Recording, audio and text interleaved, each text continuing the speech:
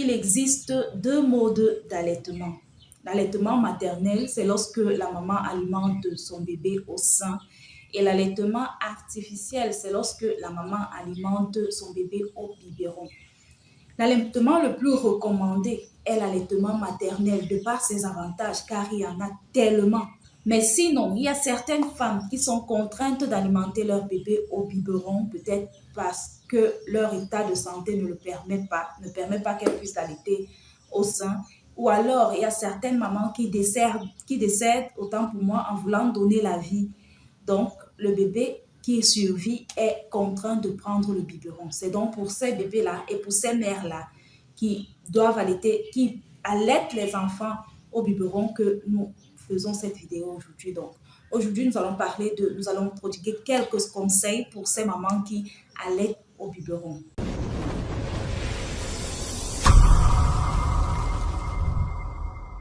Salut, je suis Letty Déby, votre sage-femme pour ceux qui me rejoignent à l'instant. Je suis devant vous encore aujourd'hui pour parler de certaines astuces. Aujourd'hui, comme on le dit, on va donner quelques conseils à ces mamans-là qui allaitent au biberon parce que c'est un mode d'allaitement très délicat. Mais avant cela, on vous invite à partager les vidéos, à les liker, à vous abonner massivement.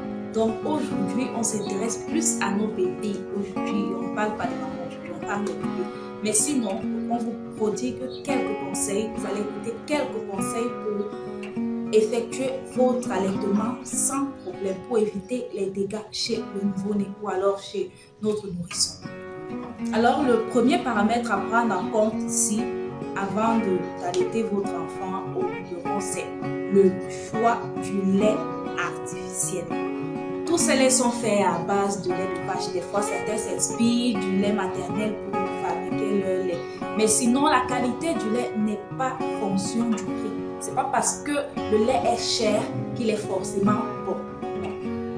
Et maintenant, le lait que vous choisissez dépend de l'âge de l'enfant. Vous ne pouvez pas donner le lait qu'on donne à un enfant de premier âge au bébé qui est né prématuré. Il existe déjà des laits pour les prématurés. Il y a des laits pour les enfants de premier âge et les laits pour les enfants de deuxième âge. Parce qu'il en va de la digestion de l'enfant.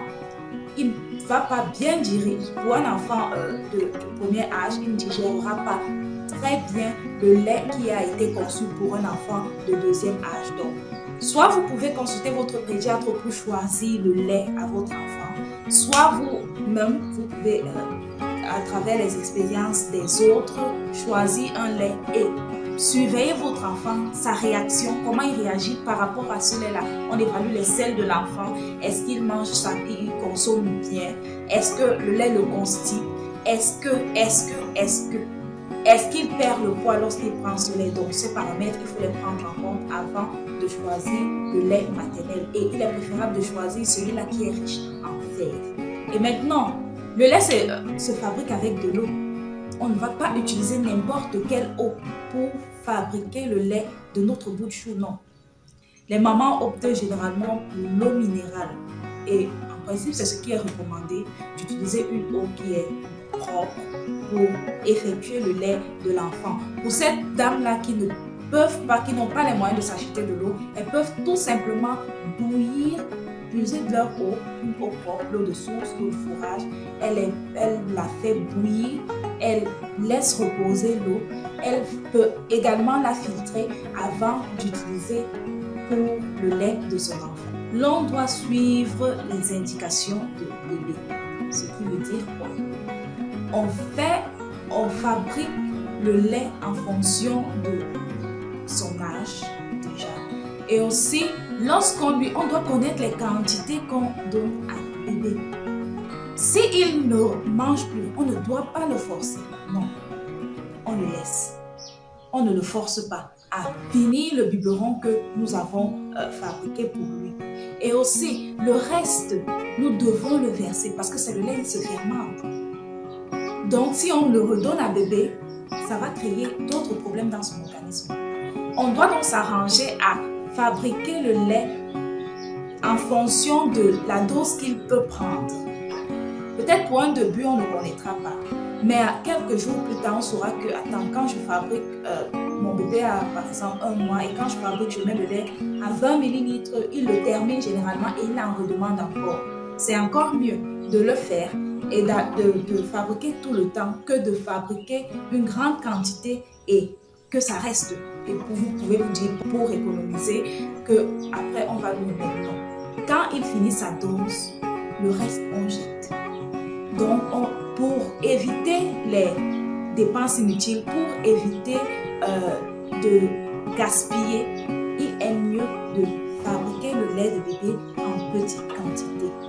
Et c'est en fonction, avec le temps, quand vous restez avec votre enfant, vous saurez qu'à tel moment-ci, c'est telle quantité de lait qu'il prend. Et c'est cette quantité que vous allez prendre. Mais on sait bien que l'enfant grandit de jour en jour. Donc, hier, il pouvait prendre 50 millilitres de biberon et le lendemain, il prend 60. Donc, lorsqu'on fait 50, il finit et il en redemande encore. On est obligé de fabriquer une autre dose pour ajouter encore, pour qu'il puisse se rassasier.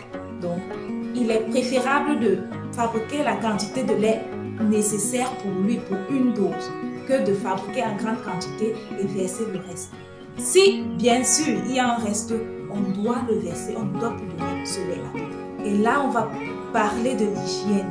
Cette hygiène-là, si elle est mauvaise, c'est ce qui amène généralement nos bébés à l'hôpital pour les problèmes de diarrhée, les problèmes de levure. On se retrouve avec un bébé de 2 mois qui a les levures. Mais non, ça ne doit pas exister. Un enfant de 2 mois, 3 mois, 4 mois, 5, 6 mois ne doit pas avoir de levure. Justement, il faut mettre l'accent sur l'hygiène. Avant de préparer le biberon de bébé, on doit se laver les mains. Ensuite, le matin, il faut déjà acheter un certain nombre de biberons. Vous devez avoir au moins 4 ou 5. Le matin, vous les lavez avec de l'eau propre et du savon. Vous les mettez dans une marmite. Ces biberons doivent avoir leur marmite à elles toutes seules.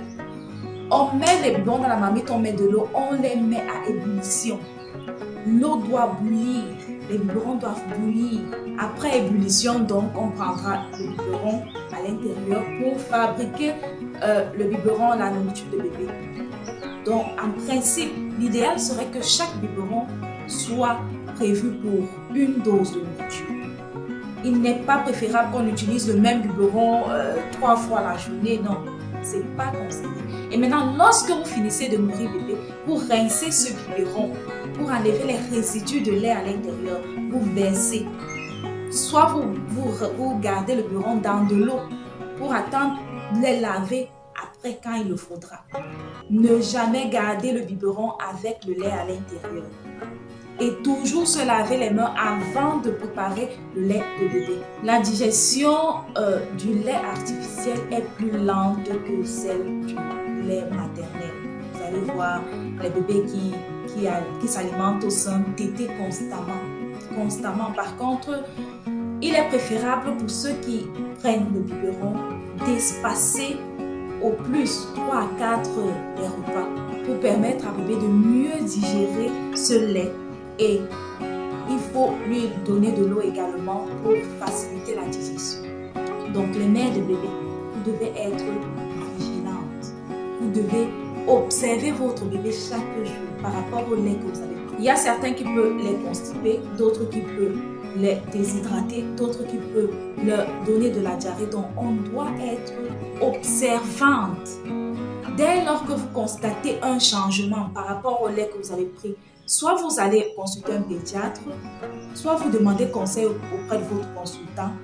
S'il est nécessaire de changer de lait, alors on le fera. Ne forcez pas, n'hésitez pas peut-être parce que celui-là coûte, je ne sais pas, 4 000. Il est forcément de bonne qualité. Et pourquoi ça donne de la diarrhée à mon enfant? Non. Ou alors pourquoi ça consigne? Non. Dès lors qu'il y a un problème chez bébé, courez chez le pédiatre. Et il est mieux placé pour vous conseiller sur le choix du lait artificiel à donner à votre bébé. Et aussi, mettez l'accent sur l'hygiène. Je dis bien l'hygiène, afin d'éviter les diarrhées chez bébé. Donc, une fois de plus, nous vous disons merci pour votre aimable attention. On ne cessera de vous inviter à vous abonner, à liker les vidéos, à partager et on se dit à la fois